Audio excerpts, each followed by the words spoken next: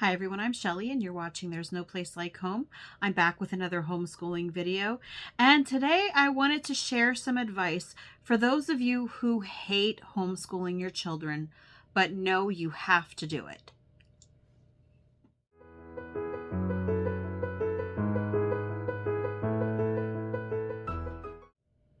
Let's face it, nowadays there are people who are more or less forced to homeschool their children simply because of the state that our schools are in. And in some cases, private schools aren't an option. In other cases, they don't even want their children in private schools because unfortunately, we're starting to see the same issues in private schools that we do with public schools. And yeah, we're getting to that point in time where you will often hear parents say that they really wish that they did not have to homeschool their children, but they felt like there was no other choice. Now, I have to say that I am now in my 14th year of homeschooling, and I have graduated. I have to count. Four of my children have graduated from homeschool, and I have another one who will be graduating this year. And even when I started homeschooling, I remember the church that I was at the time, one of the pastor's wives homeschooled her children, and I was shocked to hear someone say that even though she homeschooled her children, she hated it. And I thought to myself, well, why is she doing it if she hated it? And on top of that, I was thinking, well, how could she even hate homeschooling? Well, that was when I first started. And I've gotten to the point where I've realized that, yeah, homeschooling isn't easy for a lot of parents, but it's also a lot about your approach. Not only thinking about why you're doing what you're doing this for the good of your children, but why do you dislike it so much? That's what's really so important, is getting to the root of the problem. Why do you dislike homeschooling so much? So I just figured that I would share some advice with you of things that I have learned, because there was a point, where after our first 2 years of homeschooling, I burned out. And I will share with you in a little bit why I burned out, but I did burn out, sent my children back to school for 2 years, and then realized after that time, what am I doing? Pulled them back out and never looked back. So I've been there, okay? I understand what it's like to not enjoy what you're doing. But let's get into this. So one of the questions that you might want to ask yourself, the very first thing is, are you trying to recreate school at home? That was my problem. I loved school growing up. I played the school game very well. So when I pulled my children out of school at first, I almost thought of it as playing school, but this time for real. I got to do it with my own children, and this was actually their education. And at first I thought it was great fun until I started going completely overboard. I tried outdoing the schools and overdoing it. But yeah, I tried outdoing the schools so that I could say my children are doing this, this, this, and this, and they're not doing that in school. And I was almost playing the comparison game with school while, still trying to be a school teacher in my own home. You know, I had the chalkboard. I had little desks that I bought at a thrift store all lined up in a classroom. I had educational posters all over my walls. I really did try to do everything like they did in school. And that is why I ended up burning out after the first 2 years. And my children were probably thankful to get a break from me after those first 2 years. And afterwards, I thought to myself, why? Why did I do that? I'm trying to help my children to escape a system that I don't agree with and that I see doesn't work. And yet I tried to do the very same thing at home. So is that your problem? A lot of parents believe that homeschooling basically means just doing everything exactly like school does, but doing it at home. And yes, there are some homeschooling families who do that. That is not the only way to homeschool. I highly encourage you that if this is your problem, and if it is something that is just not working for you, there are so many different homeschooling methods that you could look into. And I recommend that you do exactly that. There are a lot of great homeschooling books. There are a lot of great homeschooling blogs for you to check out. So many different styles of learning. There is unschooling. There is Charlotte Mason. There is relaxed homeschooling, which is what I do and what I talk about in a lot of my videos. There is a Montessori method. Waldorf method. And I know that I'm probably forgetting some, but the point is that you don't have to do things like they're doing them in school, because let's face it, what school is doing isn't working, is it? So why try to recreate it at home? So think about that. Could that be why you dislike doing what you're doing? Because you're not embracing the freedom that homeschooling brings, because you can't get what school is supposed to look like out of your head. Everything that you think of when it comes to school, toss it out the window and just do what works for your family, no matter how they do things in a classroom. So that leads to the next question of why you might be not liking what you're doing with your children, or why you dislike homeschooling your children. Is it taking too long? This is something that, again, may come because of doing things in a traditional, more school at home method. Because yes, when you're doing, say 6 different textbooks for 6 different subjects, it is going to take a while, especially if you seem to think that you have to follow the same sort of schedule that schools do. You don't. When you are homeschooling your children, your day does not have to take 6 hours. Right now, this year, I am homeschooling, I'll say 6.5 children, because I'm homeschooling 6 of my children, and then I'm helping to homeschool my son-in-law's sister. So that's why I'm counting her as a half, because my daughter does a lot of her homeschooling too. But we are able to get done, I would say, with 6.5 children in 4 hours a day. And that is actually a lot. Like in the past, I've been able to get done with 5 or 6 children in, say, 2.5 hours. But having a child who's not my own kind of tacked on to our school day has made things work a little bit differently, and we've been doing things different. And so that's why it's taking longer. But even 4 hours for 6 children. And the only reason that it takes me 4 hours is because I do sit and do math and language arts with each of my children separately. That's the bulk of where our time goes, is math and language arts. You don't have to do things that way. If your child is comfortable doing math or doing language arts by themselves, by all means, you can definitely do that. My children, they like having me sit next to them when they do math, so that if they have a question, I'm right there and can help them.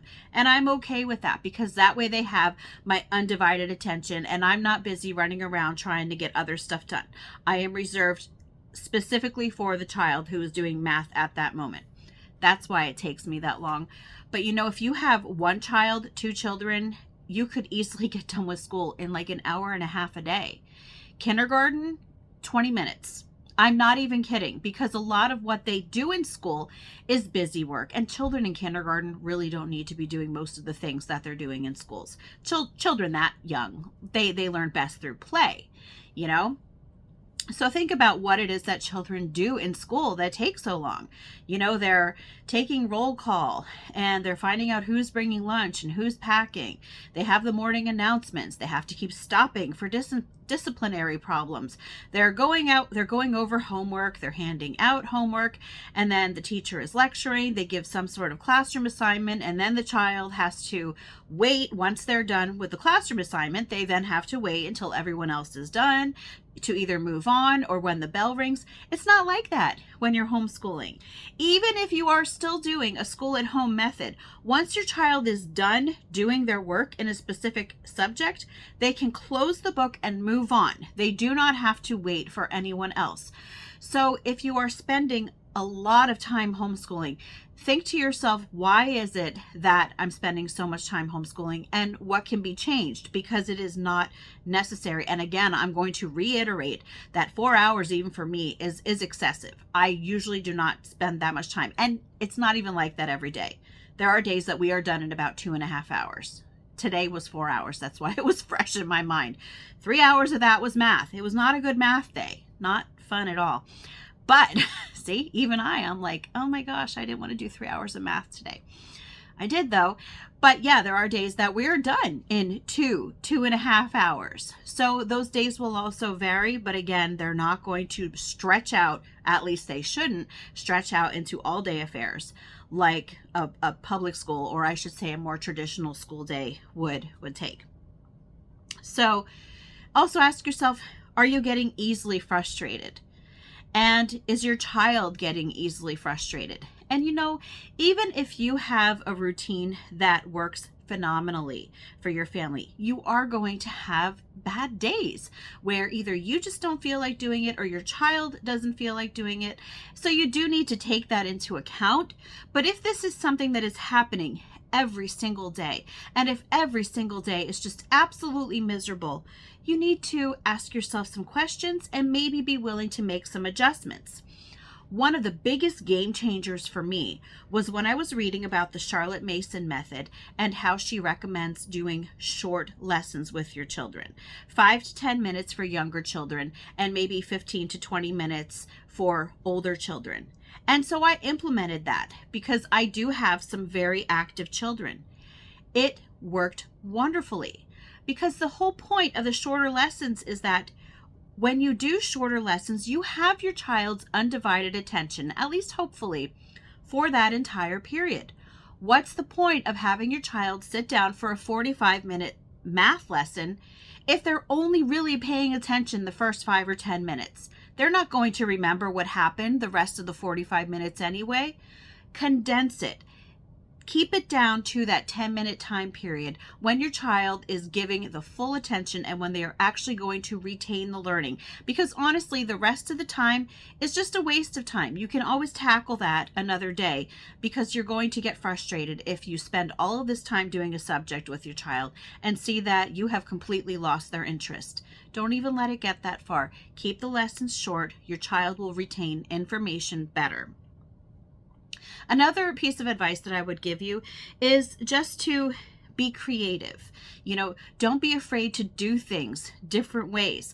I have read about people who had very active children who had them orally practice math while jumping on a trampoline because they could not get them to sit still. Whatever it is that you need to do to help your child to learn better, you have the freedom to do it. You don't have to do it any one way.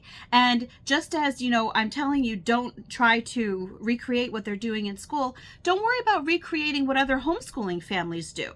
Even the things that I share here, I'm not telling you, oh, take this in your house and do it exactly like me, because there are no two homeschooling families that do things exactly the same. And that's how it should be, because we are all individuals and we all need things in different ways. We need to learn things in different ways and we need to do things in different ways. And it's not just the children, it is the parents too that also need to approach things. We're very quick to always remember, make sure that you're incorporating your child's learning style. Make sure that you're incorporating your child's interests. But what you as the parent are interested in, that also does matter. And how you like to approach things also matters. So if you are trying to instruct your children in a way that you really despise, like if you hate doing things visually and that is the only way that you're doing things with your children, you might want to back up a little bit and try to think, okay, how can I do this in a way that is going to work for both me and for my child? And sometimes you might get a little bored while homeschooling your children, and this is where those interests come in. I mentioned just a few seconds ago about incorporating your child's interests into what they're learning about, but also incorporate your interests into what they're learning about. This is a fantastic way for you to bond with your children. I'm sure that you can find some sort of topic or subject area that both you and your child are going to be interested in. Or maybe if it's something that your child has never heard of, but if they see that you are enthusiastic about it, they might be interested too. So I think it was last year, maybe, I don't remember, when I did the question the narrative video on petrified giants and trolls. I was going for a walk on the trail with my children and we were looking at some of the rocks and everything, and I was just kind of talking out loud about the things that were going through my head because it was that day that I ended up doing the video. And I was talking with my 10-year-old daughter about trolls and about petrified titans and about folklore, and she thought it was the coolest thing. She came home and watched all sorts of videos about trolls. She watched all sorts of videos about what they say are petrified titans. So if you have interests that you really think that your children would enjoy, do something with them. You have no idea what sort of common interests you might end up having that you just maybe never thought about including in your homeschool because you think, okay, well, this is something that I like. It's not really something that my children like. How do you know? How do you know unless you actually incorporate it? And just as with the trolls thing with my daughter, it doesn't have to be some sort of formal lesson plan. We just talked about it. I just told her about what I had been reading and what I had been learning and the things that I was observing. And that sparked her interest enough to want to come home after that walk and dig into it herself. And sometimes that's all that it takes. So if you do find yourself getting a little bored in your homeschool, really think about yourself too, about when it comes to the sorts of topics that you are introducing to your children, because that's a great way to not only keep their interest because they see that you're excited, but then you're a little more into homeschooling too and looking forward to it a little more than you might have been. So another piece of advice that I have, if you still find yourself like completely dreading it, is, sometimes it's okay to forget school and just live. Just live with your child. We can get so focused on the schooling aspect that we forget that living is the best possible approach for learning. Schooling is really just training. Living, though, is where actual, practical, usable, valuable life skills can be found. So, take walks with your children, read together, cook together, shop together, clean together, repair things together. Show them how to do things that you do in your everyday life. Show them how to sew something. Have your husband show them how to change a tire, or if you know how to do it, show them how to change a tire, change the oil. Anything that it is that you do in your daily life, let your child, just kind of follow behind you, shadow you, because I just had this conversation with my children today.